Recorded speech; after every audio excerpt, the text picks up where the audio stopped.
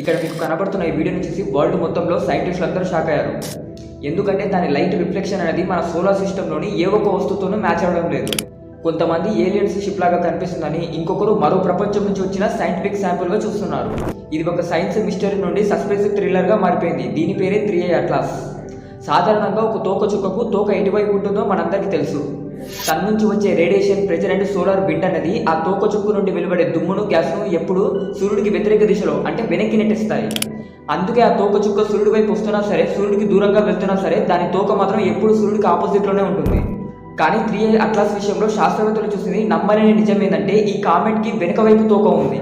సూర్యుడికి ఎదురుగా ముందు వైపు కూడా ఒక లైట్ వెయిట్లో ఉండే తోక కనిపించింది.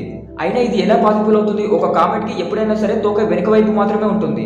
సూర్యుడి యొక్క గ్రావిటీని తట్టుకొని ఒక కామెట్ యొక్క తోక అనేది ముందు భాగంలో ఎప్పుడు ఫామ్ అవ్వదు. ఈ విషయంపై మీరేమనుకుంటున్నారు? ఇది ఏలియన్స్ స్పేస్ షిప్పా లేకుంటే ఇది ఒక యాంటీటేలా? మీ ఒపీనియన్ కింద కామెంట్లో చెప్పండి.